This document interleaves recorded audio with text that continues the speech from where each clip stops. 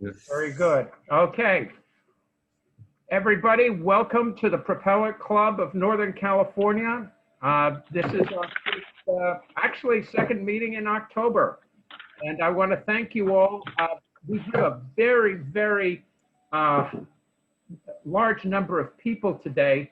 And so we've decided, or I decided, that I want to introduce everybody, but I want to get Scott and Weston a chance to do their presentation first.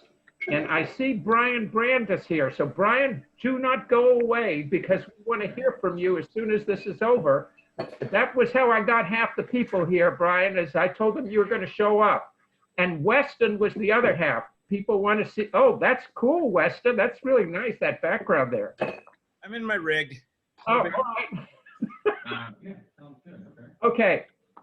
So we are, I'm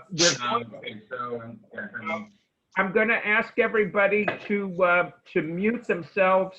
And we are going to do introductions at the end, which is in about 20-25 minutes. So Brian, don't leave.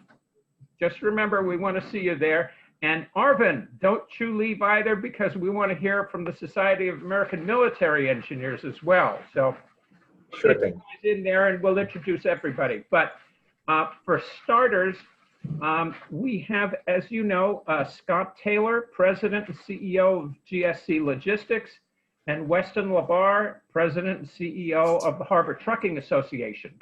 And we are in very, very good hands here to get an update about what the trucking situation is at the Port of Oakland. And Weston, perhaps you can also share a little bit about what we talked about the dual transaction issues and some of the issues down in Southern California.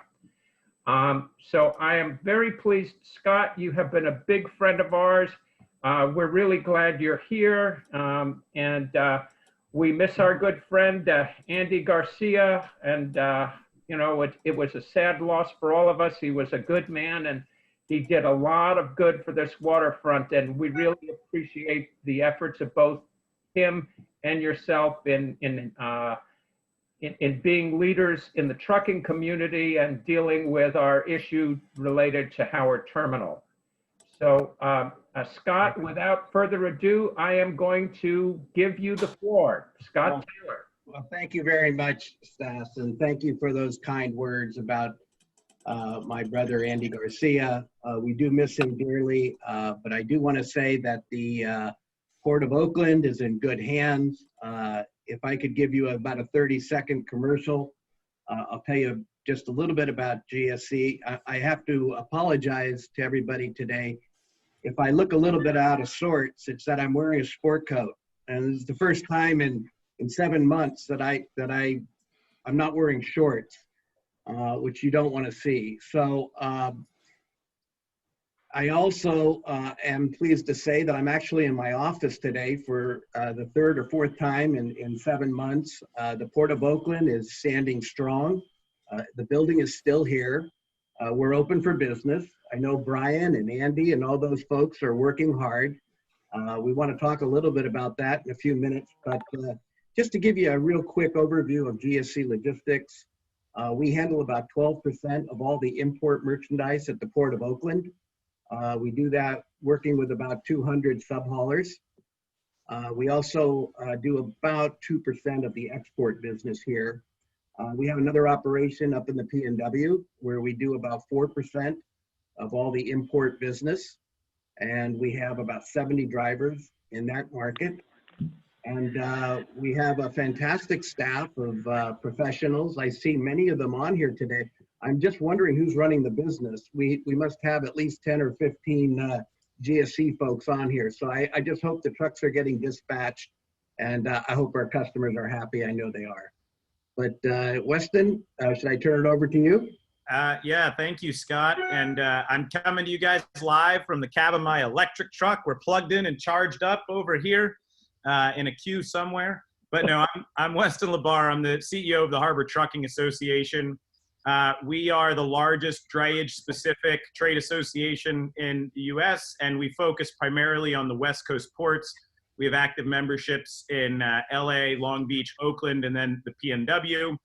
We have members throughout the country, and I think what makes us unique is we've tried to take an ecosystem approach to the way that we interact with stakeholders. We know that the supply chain's only as strong as its weakest link, and from a drayage perspective, we're always looking to strengthen the bonds with the other members of the supply chain. So it's so good to see such a diverse group of people here today. And why don't we just hop into it, Scott? I can share our PowerPoint, and we'll get going. Okay, sounds great.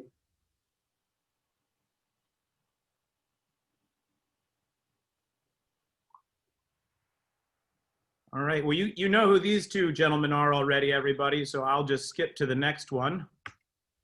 But I'm sure everybody's been hearing record volumes for West Coast ports. This is statistics that were presented at the Port of Oakland's Trucker Work Group just a week or two ago, and I want to thank the port for sharing this information and that presentation afterwards.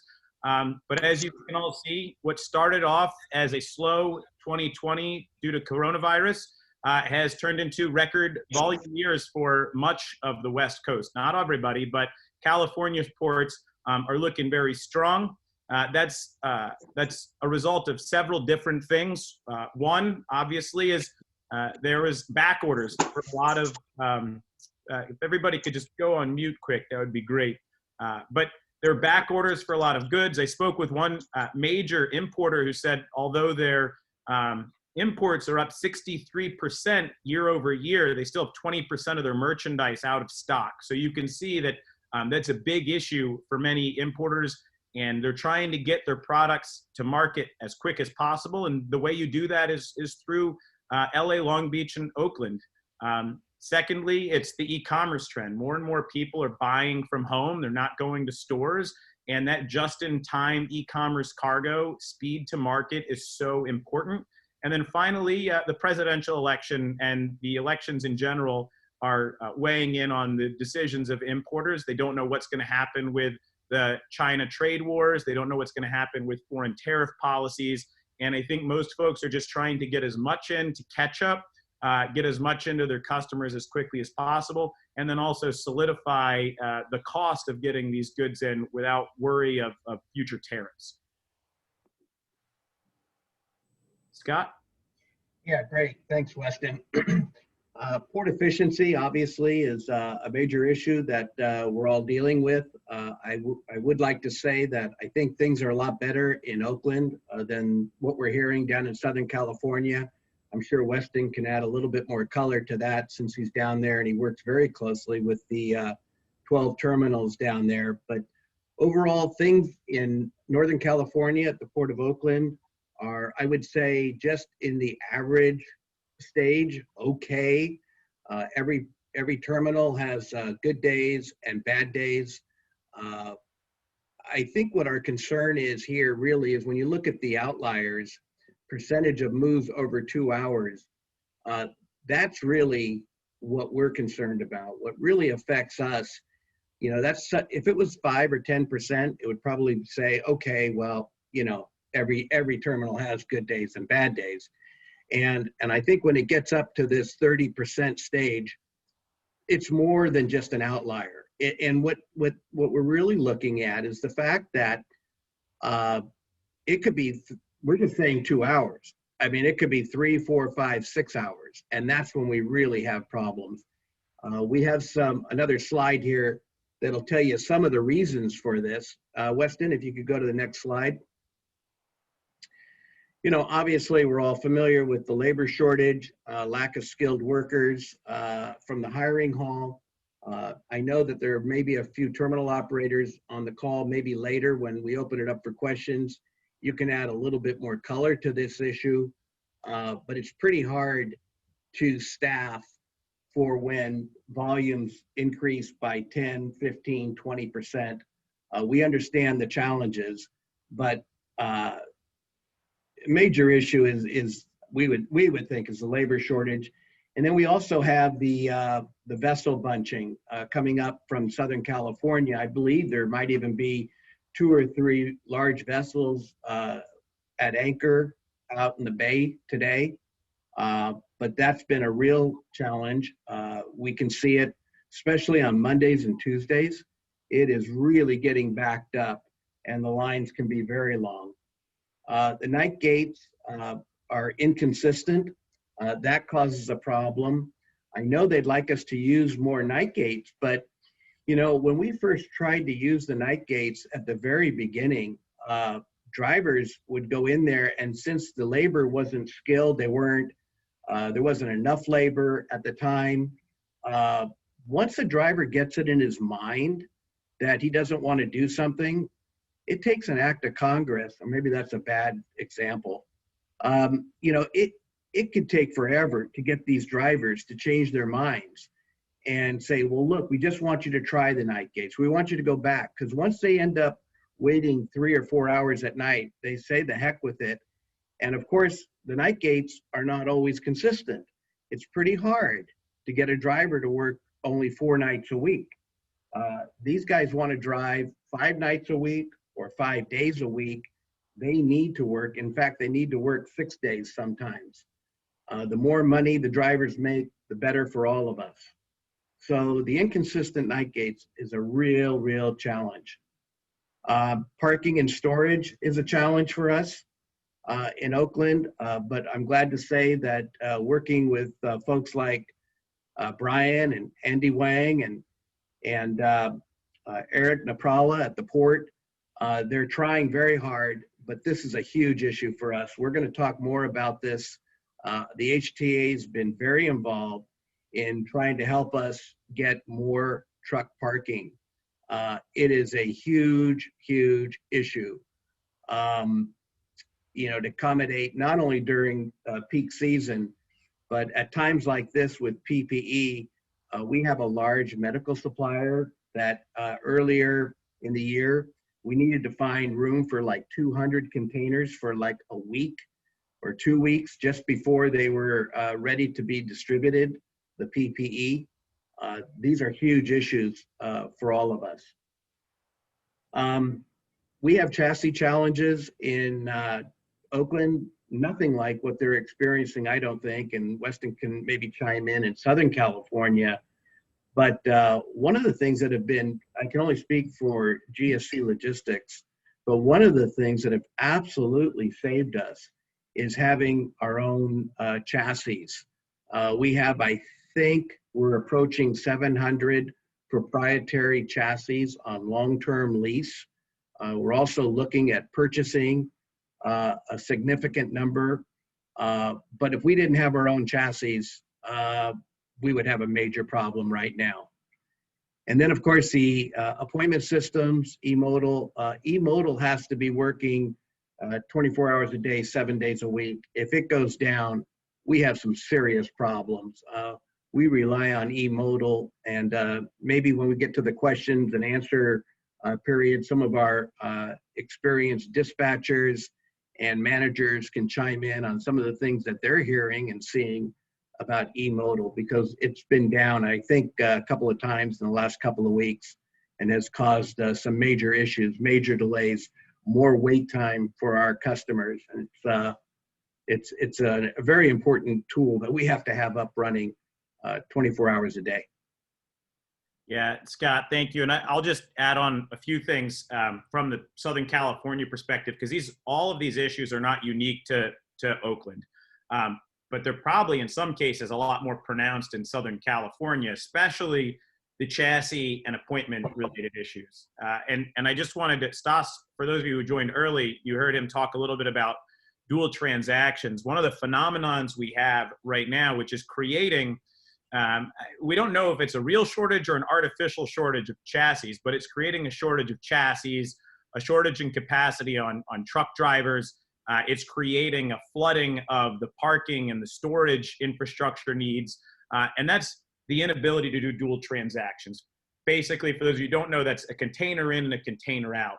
And what's happened, especially with two things, the vessel alliances have changed the way fundamentally we return equipment, and you never know where you're going to be returning it until 4 p.m. the previous day, when the Uniform Intermodal Interchange Agreement, UIIA, fancy contract between all of the equipment providers and the equipment users, That says that the return location must be posted by 4 p.m. the previous day.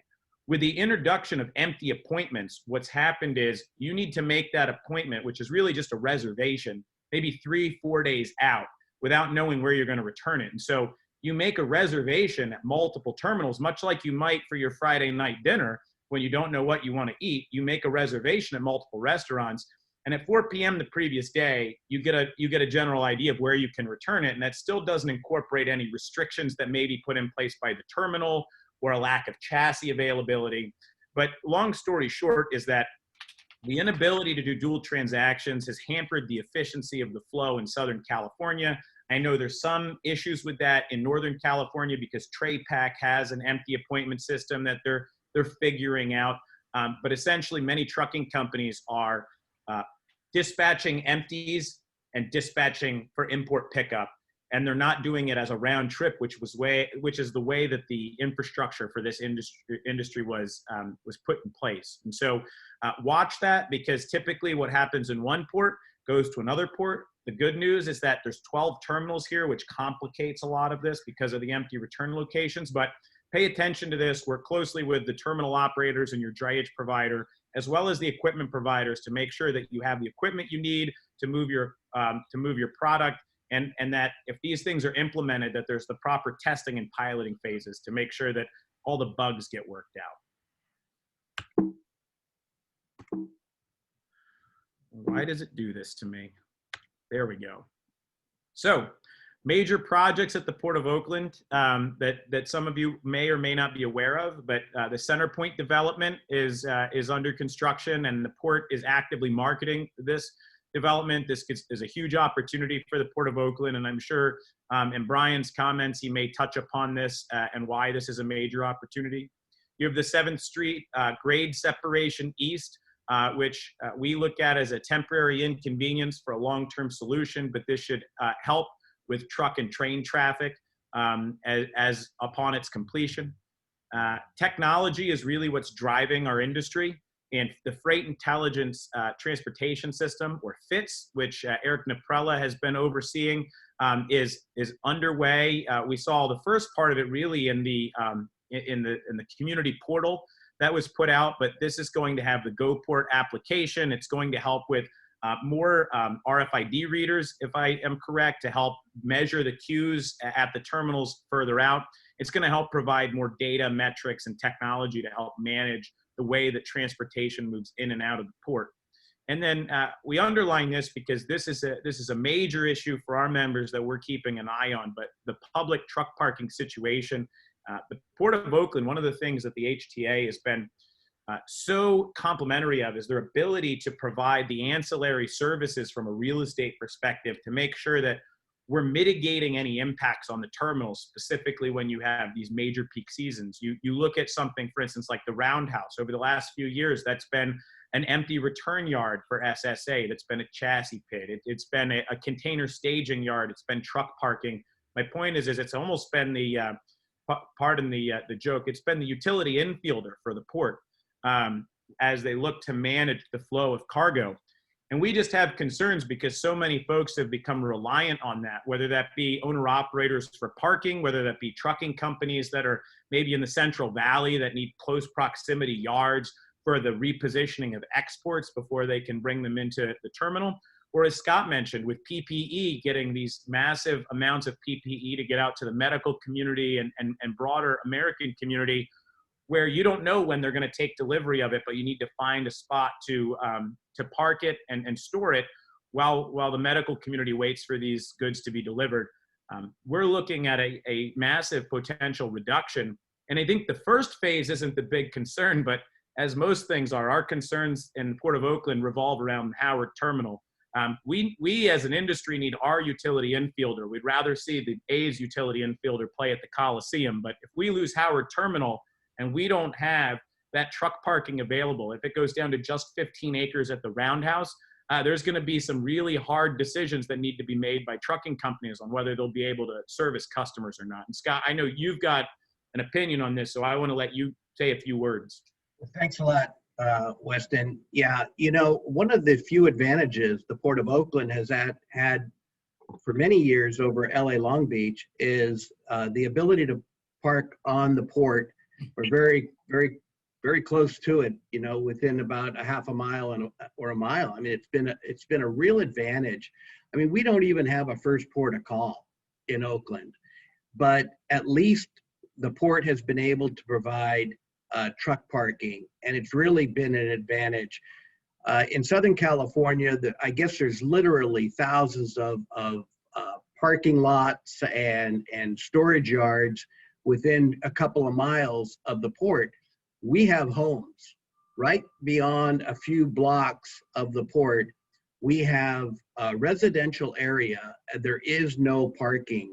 You know, if you go back 10 years ago, I remember meeting with the city council. You know, we had meeting after meeting on what we're going to do to get the trucks off of city streets. And the port came up with this idea of taking space that wasn't being really utilized and turning it into truck parking. And it's been an absolute fantastic alternative. It's been a selling point for us. Our customers love it, that we're able to store containers for an extra day or two or three. I know for the exporters, coming in on a Monday when the ship doesn't sail until Thursday or Friday, it's an absolute necessity. If we go down to not to be redundant, but I just want everybody to hear, if we go down to just 15 acres on the roundhouse, we got a big problem at this port. Yeah, we may have to hold on to everybody's toilet paper to create that appreciation for the supply chain like we had a few months ago. Just for a question. Go ahead. How many acres at Howard Terminal are we talking about? 25 acres at Howard Terminal and 15 acres at the Roundhouse, which will provide 40 total acres. I think we're around 50-something acres right now with Outer Harbor, and that's understandable. You want to be able to use waterfront property for maritime uses.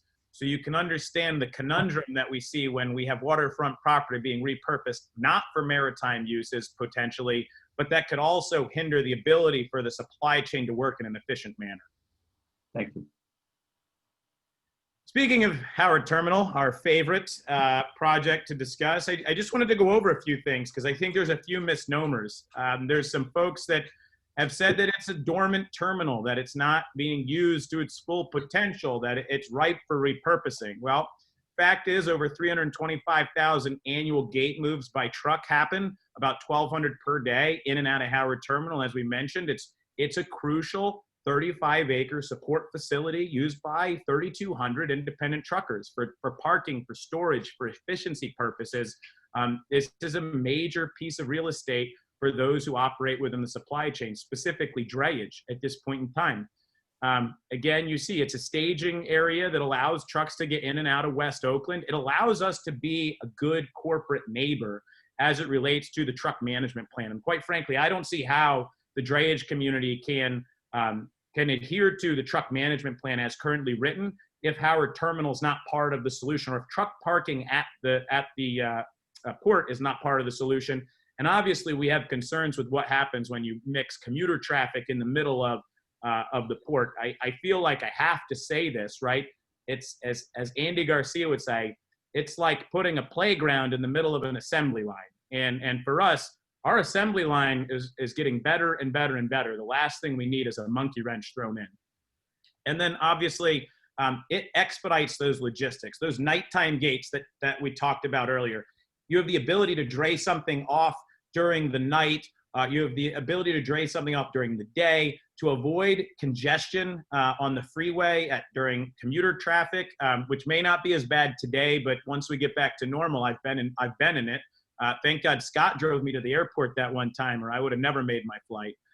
But the point is that it really is a crucial cog in the supply chain wheel, and the ability to be a good corporate citizen, to avoid the highway on peak traffic congestion, the ability to stage an export so you can deliver it to the terminal when the vessel's outbound, the ability to pull that import off and then get it to a transload facility. These are all important parts, not just for the drayage community, but for the customers that use the Port of Oakland. And that's the thing we don't want to lose sight of. So I say all this because we believe that there needs to be a full study done. I don't think it's a secret. We're part of several organizations who have filed litigation on this matter. And quite frankly, we just want everybody to know what that is. And I'll hand it over to you, Scott, for any extra input. But we think there needs to be a full CEQA study, meaning that the California Environmental Quality Act needs to be fully implemented in the analysis of this project and how it relates to the broader impact of the Port of Oakland, of the communities that surround it. We believe that it's an incompatible use, although we've said we would happily withdraw our opposition if a fair and balanced study shows that it's compatible and that it won't have major impacts on the commercial viability of the port or the truck traffic that goes in and out that is an essential part of goods movement. We've asked for the Seaport compatibility study to be part of that, which I know that the port's working on and we're waiting for an update, but to understand what is and isn't compatible and how can the Oakland A's mitigate the things that aren't compatible. We need a full traffic study. The first traffic study, I think some guy just went out for a couple hours and counted cars at an intersection, but that's not how you do a traffic study. So we need to understand what's the commuter traffic, what's the local traffic, what's the freight and industrial traffic, and then we also have to look at the waterborne craft. Is there serious concerns about canoes and kayaks and pontoon boats in the turning basin? And quite frankly, SSA has made a multi-year commitment of over $1 billion to the Port of Oakland, which is the largest customer for the whole city of Oakland. And they don't know whether they'll be able to turn their ships around when they need to, because they may have pleasure craft out there doing what people do during baseball games. And so for us, that's a major concern from a productivity standpoint. It could make certain aspects of the port obsolete, which would be a shame. And then we want a full study of all the public infrastructure investment that would go into it. They say that they're going to build the stadium 100% on their own dollars. What they don't talk about are the hundreds of millions, potentially billions of dollars in public infrastructure, things like sewer and water, public transit. They were going to build a gondola. Apparently that's not happening anymore, although there might be gondolas out in the turning basin, so watch out. And so these are all things that we take a look at. We think it's very serious. And if the Oakland A's and the Port of Oakland, no offense to anybody on this call, truly believe it's compatible, then do the study, put your money where your mouth is, show us it's compatible, and then we'll stop being an obstacle to the project. But until somebody proves us wrong, we have to believe that our assumptions as maritime professionals are correct. Scott? Hey, that's great, Weston. I think you did a great job on this slide. I don't have too much more to add, but I worked with my dad for many years, and he had a saying. He says, I didn't just fall off the turnip truck. I never knew what that meant. But, if somebody thinks that we're going to have 10,000 cars on game day come to this port, and it's not going to disrupt the flow of goods and services, then I didn't just fall off the turnip truck. But I can't imagine how this port is going to be able to still operate with 10,000 cars on game day. Plus that there's 3,000 condominiums that the A's want to build. So you probably have, another 3,000 cars, give or take, coming and going every single day. And then you've got the commercial development, office buildings. So all I can say is I didn't just fall off the turnip truck, but this is just crazy. I do want to point out one thing that Weston mentioned, and it's a key factor, and that's waterborne craft. In the full traffic study that we've seen so far, they talk about trains, they talk about trucks, they talk about cars. I don't know if they conveniently forgot about waterborne craft, but that could be the one major issue that is standing in the way of the A's putting a ballpark here, because God forbid a large vessel line comes into the estuary and crushes a party boat or a kayaker. That'll be the last time that vessel line ever comes to the Port of Oakland. And if that ever happens, we can all pack up and go home. There won't be a Port of Oakland, which is the economic engine of Northern California. So it's hard to believe that they want to put a playground in the middle of an assembly line. but that's what they're talking about. So we will, there's a long way to go here. And I don't have anything else to add. Thanks, Weston. Yeah, and Scott, would love to hand this one over to you for some of the long-term. We're talking about the threats from the port and the city, but the state of California is definitely not helping us out. So Scott, maybe you could talk a little bit about some of these existential threats to maritime operations in the state of California. Forget Oakland. Wow. This is a real good one. I'll take the first one. Why don't I take the CARB, clean truck, clean fleet rule, okay? You do that. Wow. This is interesting. Everything's going to be zero emissions in 2035. Well, I just have a couple of questions. Number one, who's going to pay for this?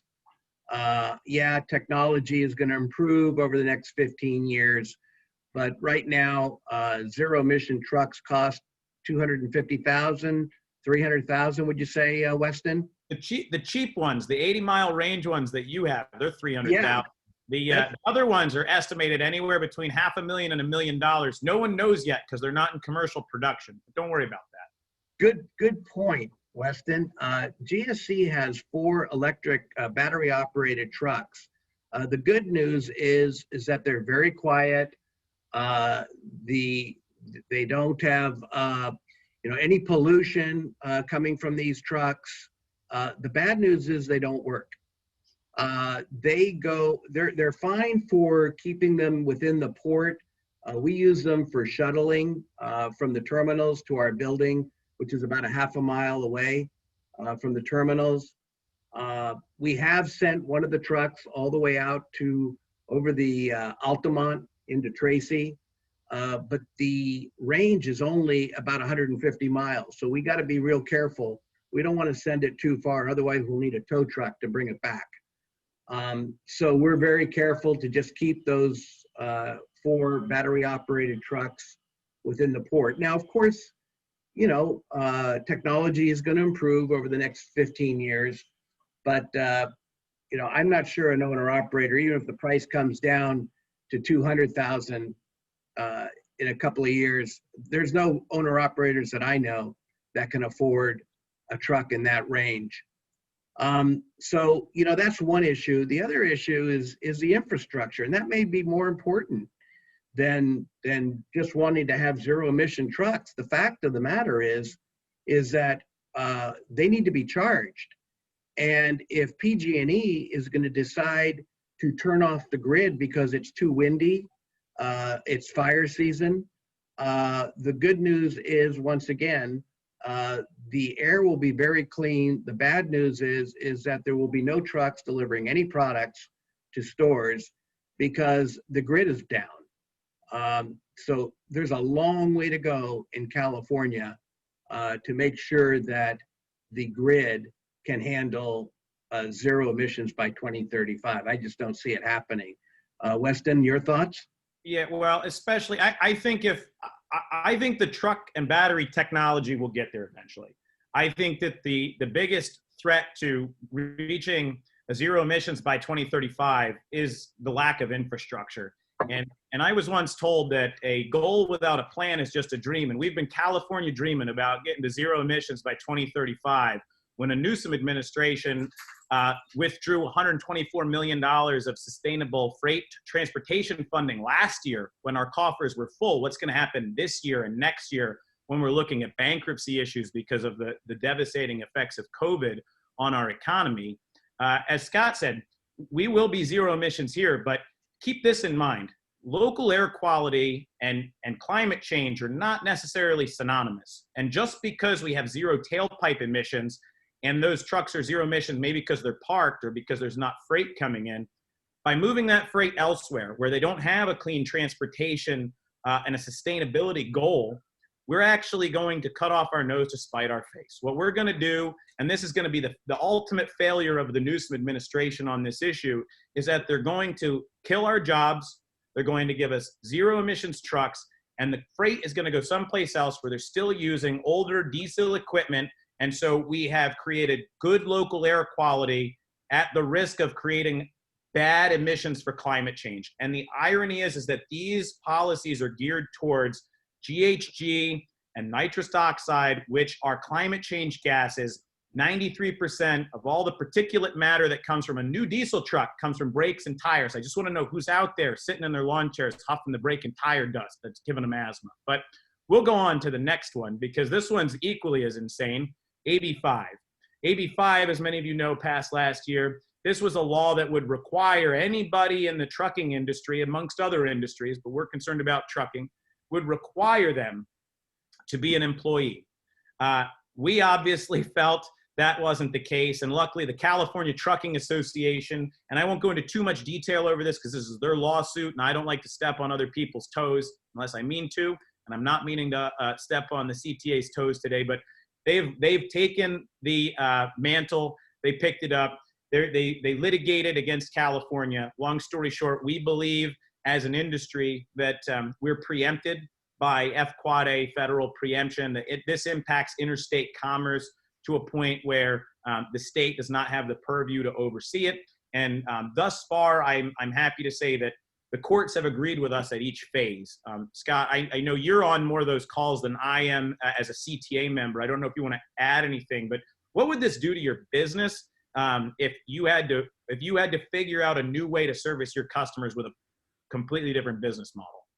Well, if we went to an employee model, it would probably increase our prices by 30 to 40%. We've priced it out. We've looked at it. What it would really mean is that customers would leave the port. Customers would leave California. They just wouldn't put up with that. You know, these large retailers, manufacturers, distributors, you don't dictate to them how they're going to operate. What happens is that you wake up one morning and you find out, where did the business go? It went to Houston. It went to Charleston. Charleston and Savannah, they're doing a fantastic job. They're doing whatever it takes to attract more business. And I think the people in California just think that this is the, they can't live without us. Well, one day that's going to happen if we keep having the attitude that we have in this state. AB5 is just incredible to me because I don't know how you tell a driver, we don't want you to make more money. Drivers are working with, I can only speak for GSC Logistics, but most of our drivers make in the $150,000 a year range. They work very hard. They have to pay their own expenses. There's a high cost of doing business, but at the end of the day, even if their cost of doing business is 50%, and it's not, $75,000 or $80,000 a year for drivers, it's not too bad, especially when you have the brother, the father, the son, the uncle. Sometimes you have 3-4 people in a household. These guys are doing very, very well for themselves. So to say, well, no, you can't work for yourself. We want you to have an hourly job paying $25 an hour. It just doesn't make any sense. Well, and Scott, how many of your drivers would just leave and go elsewhere? This is fundamentally un-American to tell somebody that they can't start a business and be an entrepreneur. That's really what it comes down to. Yeah, that's about it. They just go somewhere else. These first two we talked about assumes that it still makes the most sense to trade into and out of the West Coast ports because of proximity to where the manufacturing's happening. But Scott, you and I know about changing trade lanes. We know that some of your biggest customers are looking at where they're importing their goods from. The Trump tariffs have made an impact. China's investing heavily in West Africa, creating manufacturing in port towns. What impact does this have? Because we're talking about freight leaving when we make the most sense, all things being equal. What happens when we don't make the most sense? How do we fight for that freight? Boy, oh boy, once again, California should really wake up because we see freight moving to the East Coast. I think the PMSA, in conjunction with the Mercator Group, recently did a study, and I think in the last 10 to 12 years, we've lost 19%. That's an incredible number that has left the West Coast ports and is now coming in through the Gulf and the East Coast ports. We better not think we're the best thing since sliced bread, because once again, we'll wake up one morning and find out our business is gone. Yeah, we had go ahead. If you could finish on those two, because we have questions, and I'd like to open that up because I Sure. think you raised a bunch of issues and Absolutely. talk to you about them. I'll touch on this next one quickly, and then we've just got one last slide that we'll power through.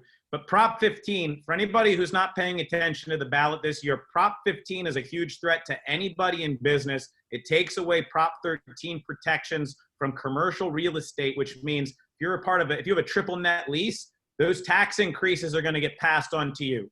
If you own the property, you're going to be responsible for those taxes. It creates an unsustainable business model. I urge folks to vote no on Prop 15, especially if you are involved in any sort of commercial lease. But we always like to end things on a good note, Stas. And so quickly, let's just talk about the opportunities. Give us 2 minutes, and then we'll go to questions. But Scott, first port of call, only port of call. This has been a baby of the GSC family for a while. So why don't you give us a little bit of an overview of the first port of call opportunities? Well, I'd just like to thank the Port of Oakland executives. As soon as they landed here, they knew that this was a major issue that had to be addressed. We desperately need 1 or 2 first port of calls. We're even talking about an only port of call, a direct shot from, say, Shanghai, Busan, Ningbo, directly into Oakland.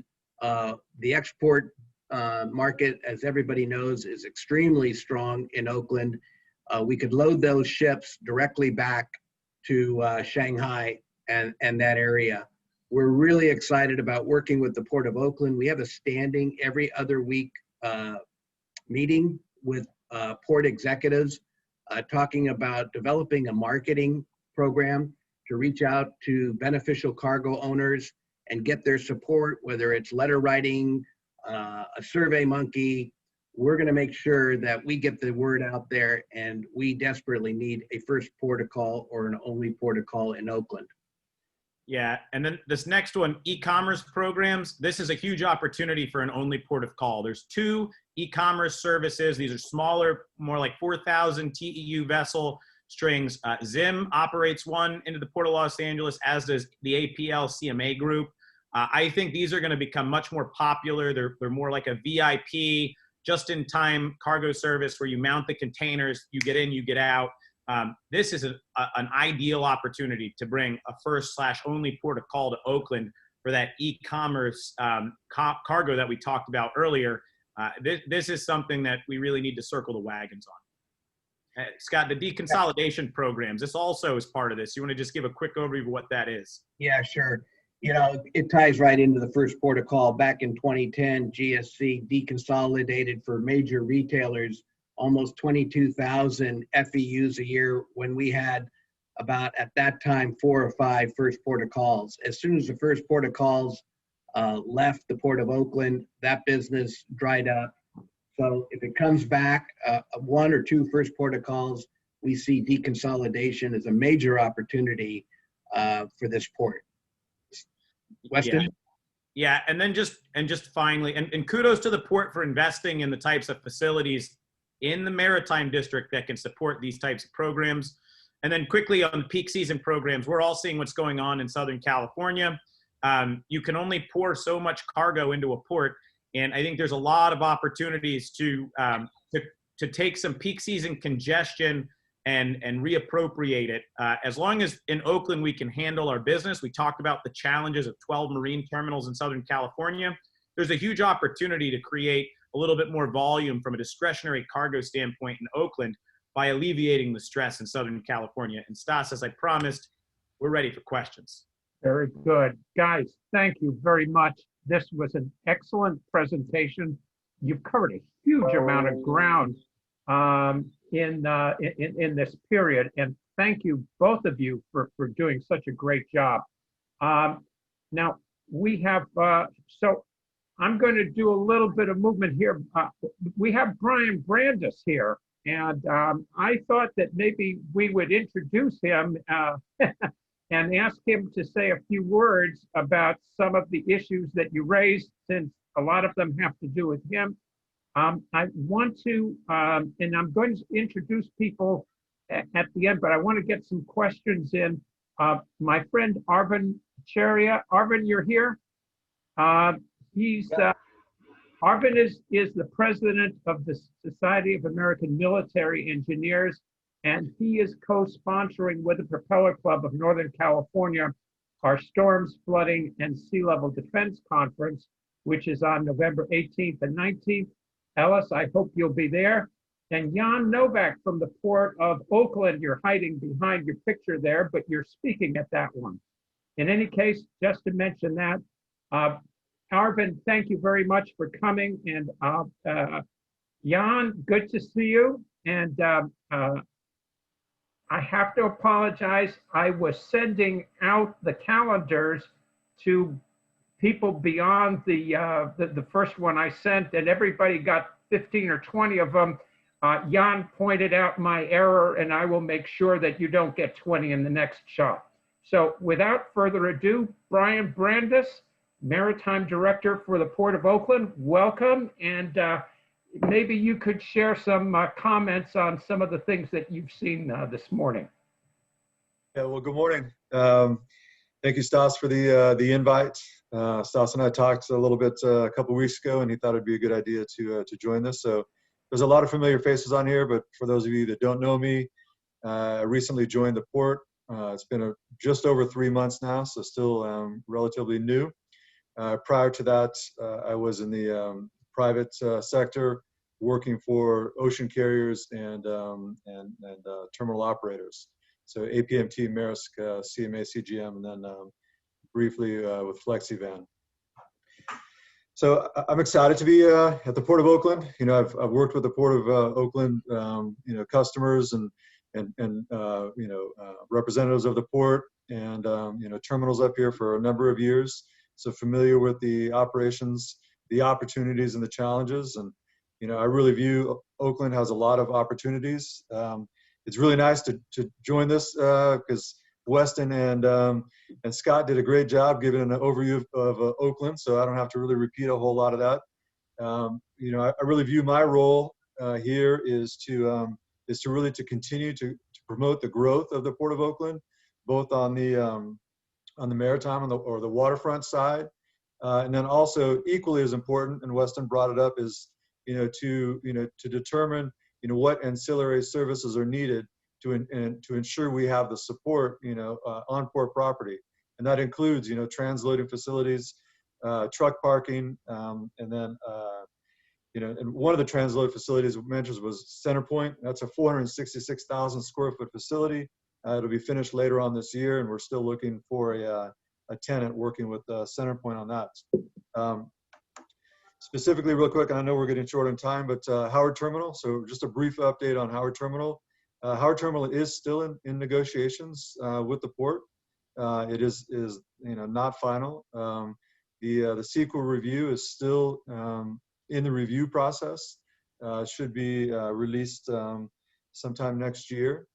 And I can tell you, we are working on all of the compatibility issues. And again, I see my role here is to ensure that I'm looking after and ensuring all the maritime stakeholders' interests are addressed, and the maritime stakeholders' interests are protected, especially the waterborne side activities, and the land side transportation congestion. So again, I'm active in all the calls and all the discussions when we're talking about it. We cannot release the compatibility issues right now until CEQA is released, but once that's released, we will reconvene a stakeholder meeting and discuss the actions. The other thing I was mentioned was the turning basin. The turning basin, we kicked off the project 3 weeks ago, and then last week had a resources meeting with the Army Corps of Engineers leading it. So this project is currently underway. It's currently a 3-year project to determine the feasibility, and then once the feasibility is determined, then the Army Corps of Engineers will progress with construction. Construction at this rate would anticipated to start 2026. wrapping it up here, I'm just, you guys, I am truly excited to be, part of the Oakland team. I view, it's a great group up here. For those of you that I know, I've told you before, please feel free to reach out to me at any time to talk about, your challenges, which Scott and Weston clearly do all the time. But for everybody else, talk to me, we'll work through the issues, talk about, bring up ideas that that you see and you'd like to have, Oakland, implement or, change or add to its, development plan. So I'm open for any ideas and looking forward to everyone's involvement. So again, Stas, thank you very much for the invitation, and good job, Scott and Weston, on your presentation.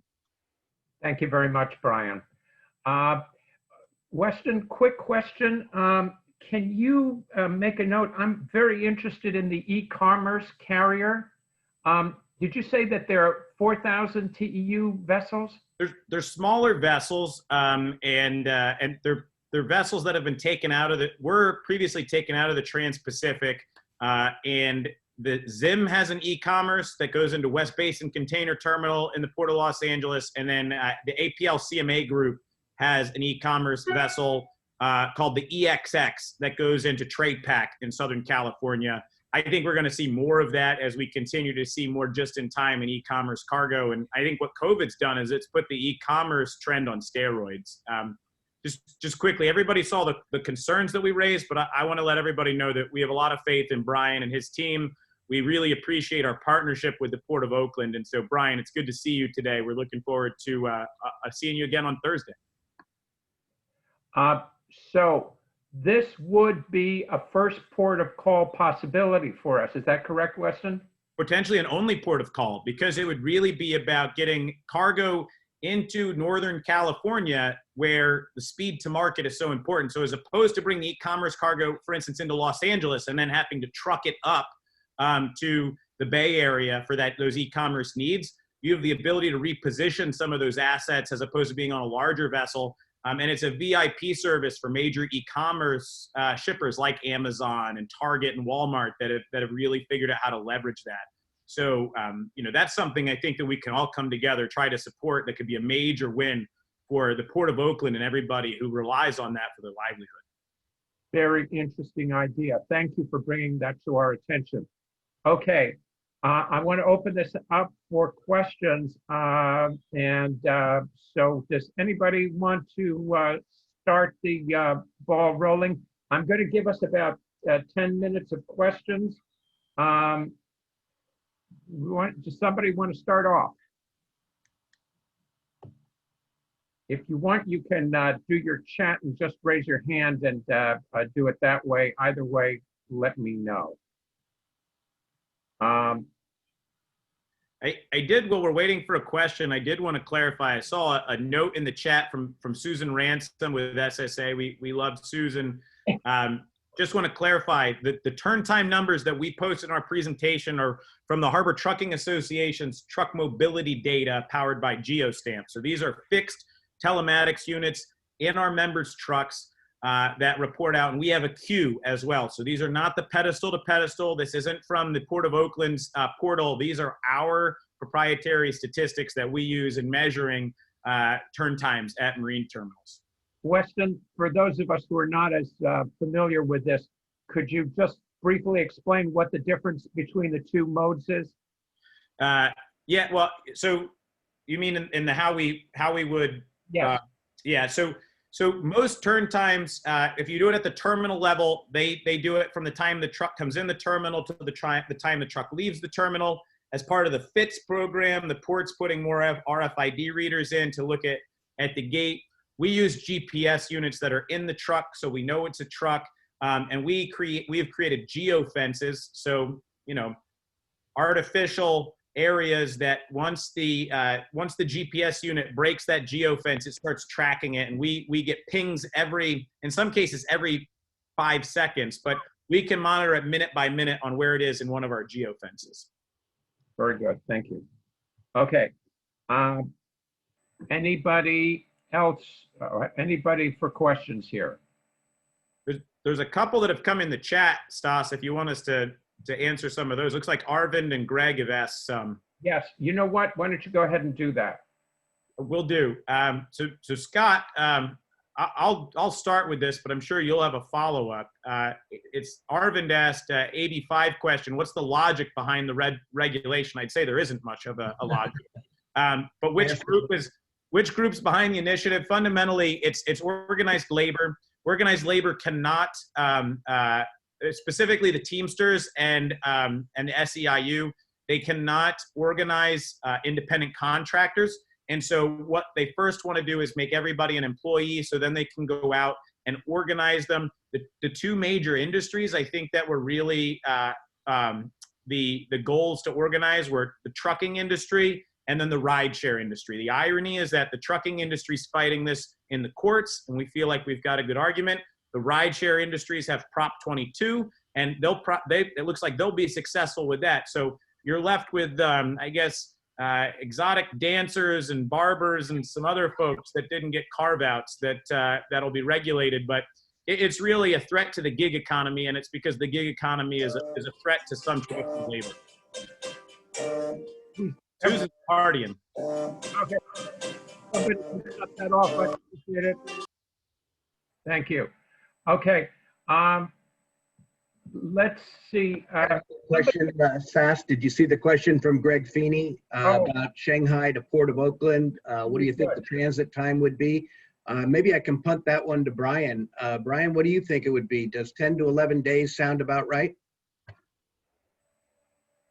Yeah, no, I saw that question. I was thinking about it, but that sounds right. I think so. Yeah, for the smaller vessel would go, a little bit faster. So, I mean, I think that's probably about right. And I would just like to mention that not only have we been approached from Southern California, folks now going into Southern California, but the Northern California people now using Oakland as their gateway have expressed the need for a first port of call so that they could put even more merchandise on that ship. So I think we've got an absolute tiger by the tail here. If we could get just one vessel line to put a first port of call or an only port of call into this port, I bet we would see a second one follow real quickly. Yeah. Very exciting. Brian, very quickly, what would be a first step for us to go after that kind of business? Yeah, so we've actually been talking to to some customers now. We've been talking to a couple of the carriers, and it really needs the commitment from the customers to the carriers before the carrier would make a decision and a commitment to invest, take those vessels out of an existing service, put them into this service. So it's again, it's really putting the customers and the lines together. Just add real quick, Matson is also doing it down in LA. So we've talked to them, and they may be another contender that would be willing to do it. I have a question from E.B. Wong about Proposition 22. Yeah. So Prop 22, again, we're fighting AB5 in the courts. Prop 22 deals with the rideshare application and creates some protections for the drivers. The only way I think this impacts trucking is if you look at some of the Uber for trucking type models that are out there. There's opportunities, obviously, as many of our members look at perhaps transitioning from a motor carrier to more of a freight broker model where they handle everything, but their drivers are subcontractors as opposed to independent contractors. They may be able to find a loophole by using technology to dispatch them, but that's not really where our focus has been. Except for the fact that I like to use Uber anytime I have a glass of wine or anytime I travel. So I would encourage everybody to vote yes on Prop 22 so I don't have to walk anywhere. Well, we don't want that. Thank you very much, Weston. Okay, do I have any other questions? I'm still looking, going once, going twice. Well, I'm going to ask one question. Guys, the PMA recently put out a report which Scott alluded to. Now, one of the issues that was raised there was that the concern, and I know that we don't have a huge amount of discretionary cargo at the Port of Oakland, but nevertheless, the report said that the ports of Vancouver and Prince Rupert, thanks to lower cost rail service from CN, are $400 cheaper than the rail rates offered by BNSF and UP. And when we talk about the costs of doing business in California, those came out to about $180 if you took out the harbor maintenance tax, which everybody has to pay except the Canadians.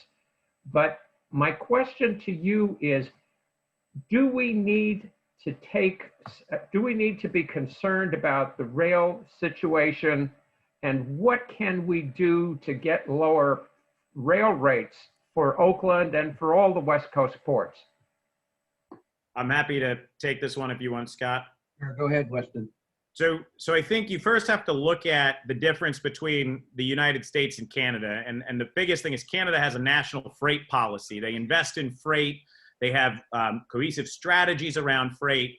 Here, we have I guess we have a state freight policy. There was a bill that passed several years ago, but like I said, we've got single issue agencies that may put us out of business.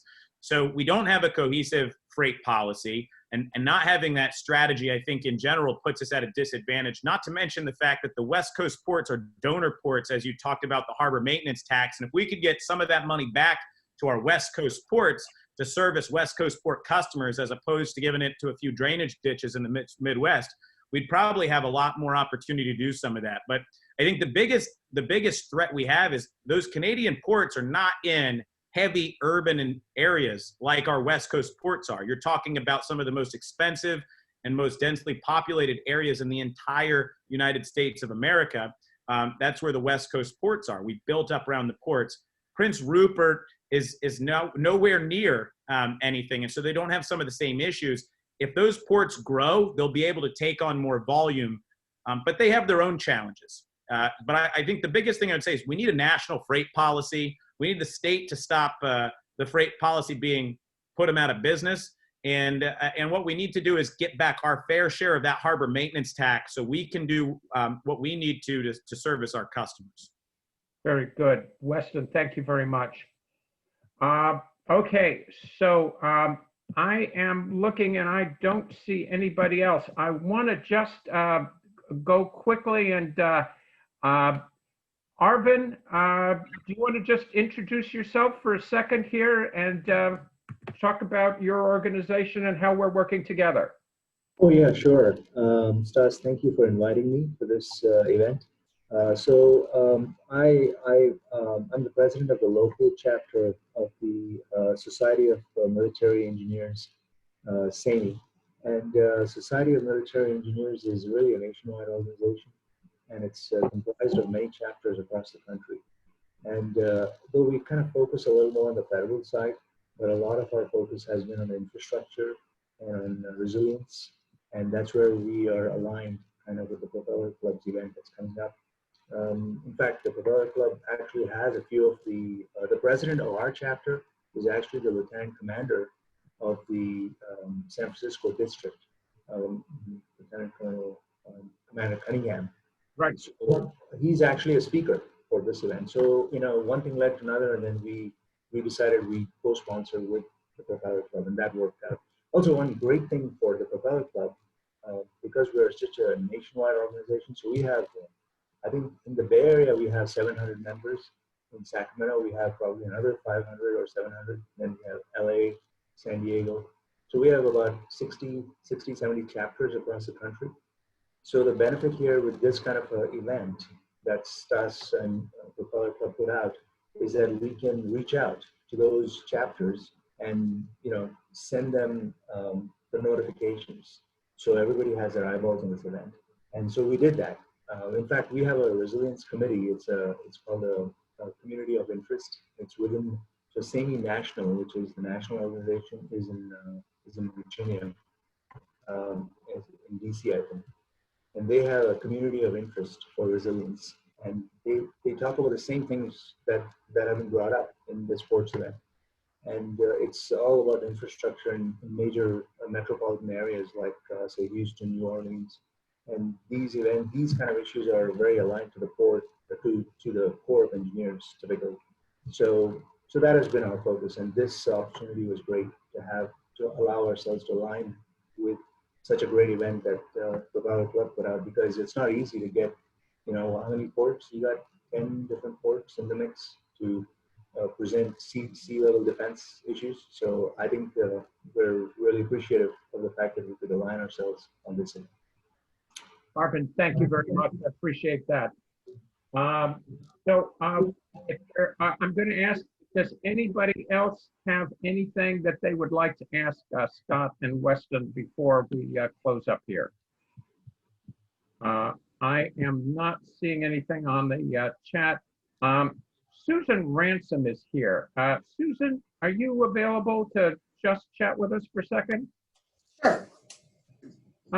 Susan, you've seen this presentation. Are there any issues on the terminal side that you think that we need to be working with the truckers on about? I think one of the largest challenges that we are having right now, number one is chassis situation. If I look out this window right now at our chassis pit, we probably have 40 trucks sitting in there, basically having a party, not their fault, but we have no chassis. We know the providers are trying really hard. A lot of it, as Weston and Scott know, is that the warehouses are not emptying out. A lot of containers are sitting on chassis. Truckers are holding on to them because they're a golden asset for them, so they're not getting as many drops in the pit. We tell truckers not to sit in the pit because obviously it's on trucker turn time, which you're seeing. So we have truckers that will sit in our pit because they have nowhere else to go. So I'm not saying it's their issue. I'm just saying they have nowhere to go to pick up another chassis. So once they in-gate, they're on SSA turn time, and here they sit. We've got 40 of them in there right now, So there's a lot of variables to turn time. I would just ask people to remember that. Another thing is that SSA does about 3 times of the volume of the other 2 terminals in the port. So turn times can sometimes show that because we are doing triple the volume at this terminal. Nightgate, I will admit, we have had some difficulty filling labor. We have gone to PMA to discuss that, to find out what some solutions might be. Another thing is that we are getting some labor that are untrained at this time. I guess everybody needs to practice a transtainer, but that's what we're getting, So there has been some challenges, and we admit that. We are looking, I know one of the contentions, at least at SSA, has been that we haven't been consistent with our 4 nights a week. We made some decisions a couple months ago due to blank sailings and a few other things that are going on, but over the last, I don't know, probably 4 weeks, we have had our consistent Thursday night, 4 nights a week. So we hope to continue to do that, but we do look at that. We understand the challenges 100% with the trucking company on, trying to be consistent with their manpower. We are always happy to work with GSC and Weston and everybody. And, if anything, I'm honest. I have come back and had this discussion with both of them. So as we move forward, we're doing the best we can with some of the challenges that we're facing. And, everybody knows where to reach me. So if you need something, just reach out to me directly. Susan, I'd just like to say that we really appreciate the open lines of communication. Half the problem in this world, it's not communication, it's the lack of communication.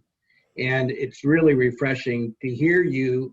You've always been very honest and upfront with the entire community. And for you to say these things means a lot to us. You recognize there's certain issues that the terminal has. Some are unavoidable, but it means everything to us. And for the first time, when we start hearing chassis providers say, oh, we don't have any chassis, that's a pretty refreshing statement because we've been trying to tell them that for months now.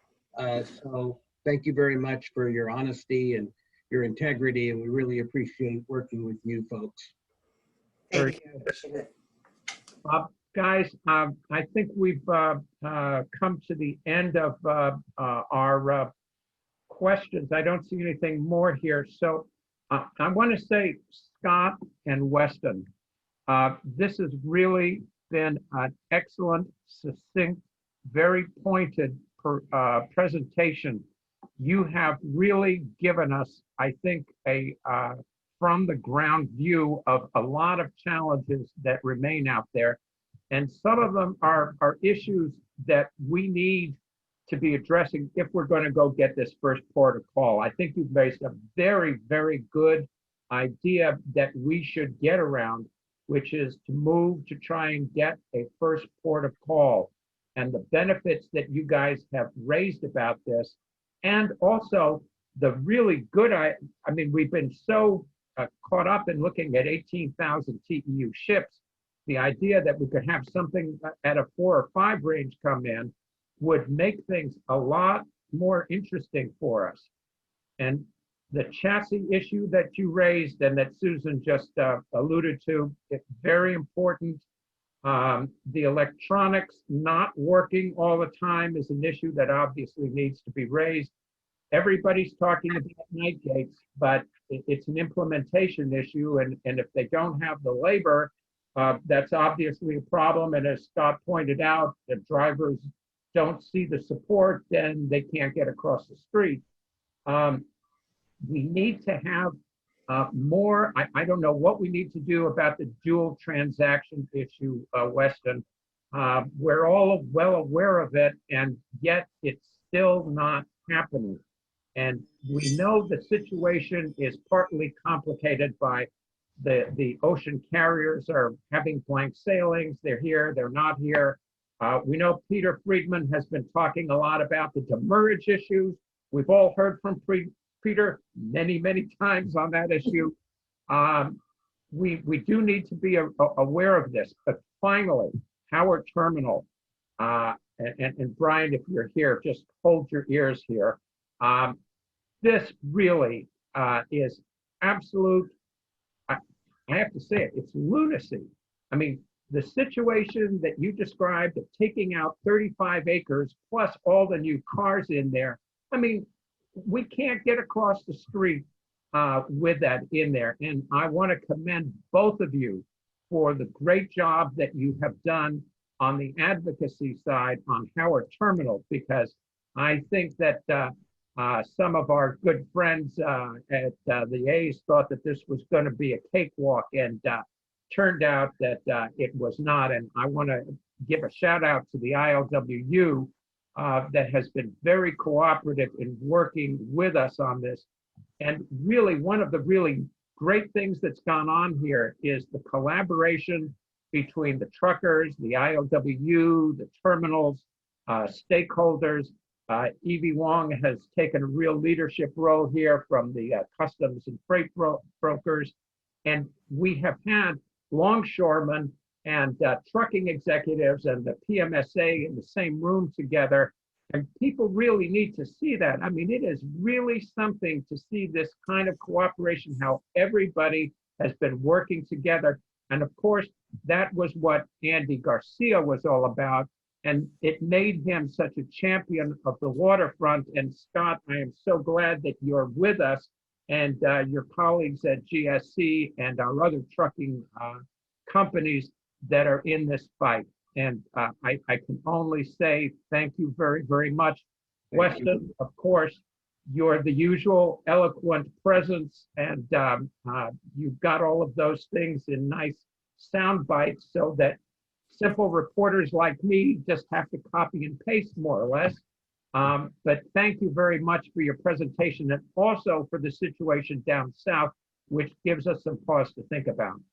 So, if I could say one thing along the lines of Howard Terminal, as you know, SSA is in 100 support of the HTA and GSC, the ILW, the PMA, everybody that is working to stop this project.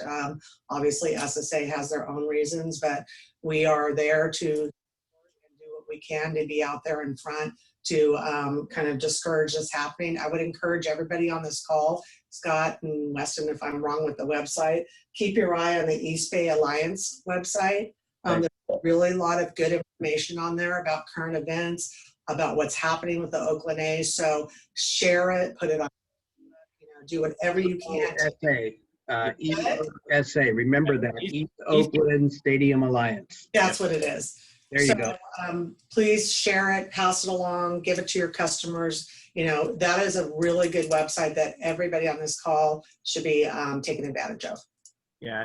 Thank you. Josh, I just wanted to thank you for having us on. You know, these are all important issues, but the biggest thing I hope everybody leaves here understanding is that we're all part of a broader community. And if we all keep in mind that we all have the same objective, which is to bring more cargo to the Port of Oakland, we'll be able to conquer any of these challenges we have. And where we may not agree on everything, if we can have real and frank conversations and align ourselves towards these common goals, we have the opportunity to do the unthinkable. We have the opportunity to bring things to Oakland that we never thought were possible. And if we can have these conversations with respect and dignity and be able to have a beer after these conversations are over, we will be more successful for it. But as we all know, we need the beer in this industry. So, Of course we do. Guys, on that note, that's very well put. Weston, thank you very, very much. We have, as Arvind mentioned, we have our Propeller Club on the 18th and 19th. We're looking to do a Propeller Club first week in December. We have a surprise guest that I hope will be there. In the meantime, I want to thank all of you as I close normally for your service. The work that you all do is vital for our country and for our communities and for our well-being, and especially in this time of crisis. Each one of you is doing the Lord's work. Scott, your folks over at GSC, thank you very much for all of your effort. Weston, the Harbor Trucking Association, under your leadership, has really been a beacon. You have really helped us understand a lot of issues, and your leadership here has been really, really vital. Thank you very much for that. Everybody else, I want to thank you all. We will be back in touch soon. Thank you for your service. Please stay safe. And now, Propeller Club of Northern California board members, do not go away. Greg and Evie, we have a meeting right afterwards. Thank you all very much. And Thanks a lot, Stas. thank you. Thank you. Appreciate your Trucking, time. everybody. Thank you. Bye-bye. Thank you. Thanks, guys.